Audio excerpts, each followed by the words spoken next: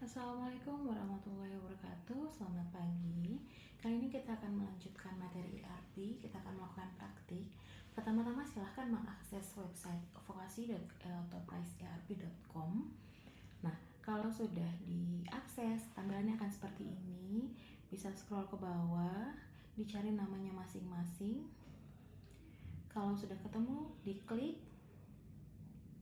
Lalu login menggunakan email yang sudah diberikan serta password yang sudah diberikan. Nah, materi ini kita akan melakukan basic configuration atau ya basic setting gitu ya. Jadi yang pertama kita lakukan adalah kita pergi ke menu setting. Nah, di bagian user and companies ini pilih company. Oke, basicnya dia akan seperti ini, nama company adalah my company. Kita tidak bisa untuk bikin multi company sebenarnya gitu ya. Jadi kita akan mengedit saja.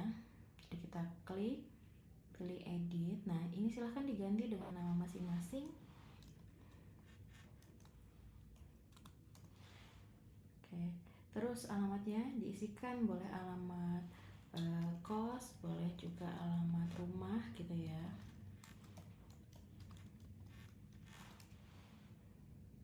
Kotanya kalau saya isikan Malang, terus provinsinya Jawa Timur.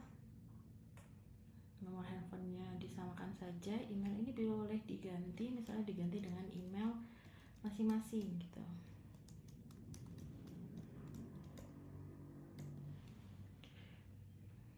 Nah, ini untuk currency, ini kan masih pakai US dollar ya, kita ganti dengan Indonesian rupiah atau IDR ini.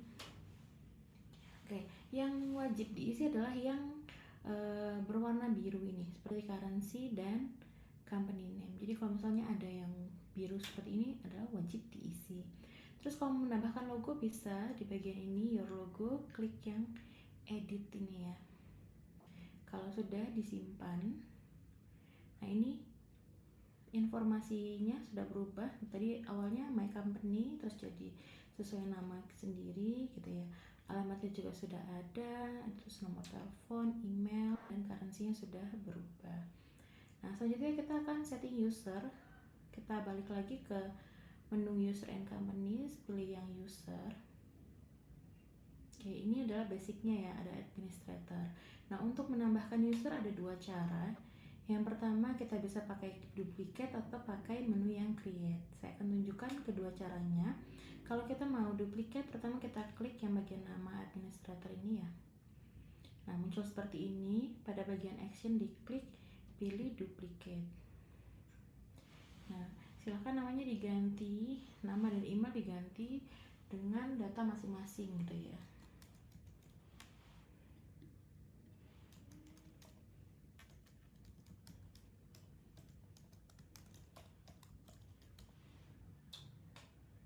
Nah, kalau kita duplicate semua settingnya sudah sesuai gitu, jadi kita tinggal mengganti yang bagian biru-biru ini saja sama yang bagian ini. Kalau misalnya mau diisikan profile picture-nya gitu, tinggal diedit, nanti dimasukkan fotonya.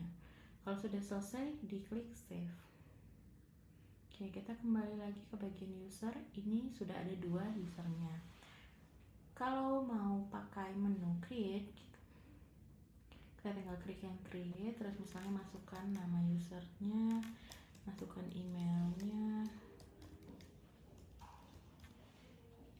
Bedanya apa? Ini kan masih sama ya, bedanya pada bagian bawah ini, administrationnya masih kosong. Nah, sebaiknya pada bagian administration ini dipilih setting supaya kita dapat mengakses lebih banyak gitu ya. Jadi pilihnya setting, kalau sudah klik save. Kita kembali lagi. Nah, usernya sudah ada 3 gitu. Jadi perbedaannya ada di bagian bawahnya, settingannya masih kosong gitu ya. Kalau kita pakai menu create, kalau kita pakai administrator, dia sudah otomatis mengikuti setting dari yang sebelumnya. Nah, kalau misalnya kita mau menghapus user, tinggal diklik saja di sini ya, di checklist, terus pada action pilih delete. Nah, sudah terhapus. Selanjutnya yang perlu kita lakukan adalah merubah password. Jadi diklik lagi, boleh diklik atau diklik namanya. Pada bagian action ini ada yang change password. Nah, silahkan diisikan password baru. Kalau sudah, klik yang change password. Ini kenapa kita perlu merubah password? Karena pada awal tadi kita mengisikan user belum ada setting untuk passwordnya gitu kan ya. Jadi kita masukkan passwordnya dulu.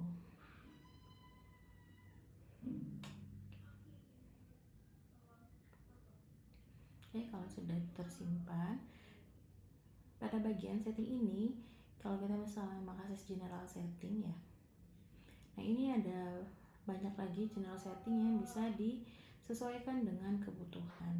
Misalnya ini unit of measure gitu ya, kita akan mengukurnya pakai apa, kilogram atau pound. Terus untuk volumenya kubik meter atau kubik yang feet gitu, ini bisa disesuaikan, diganti-ganti gitu. Kalau sudah, nanti kliknya save gitu ya, kan dia akan terganti.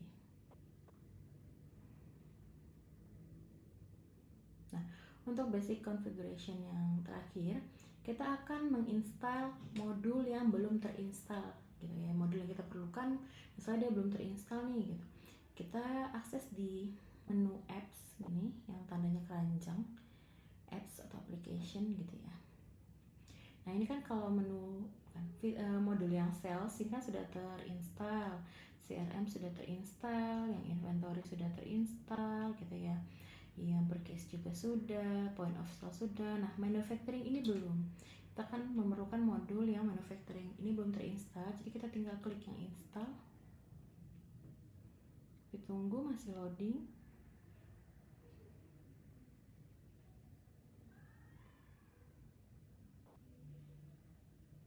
Oke, ditunggu prosesnya sampai dia selesai install. Nah, kalau sudah, kita coba cek.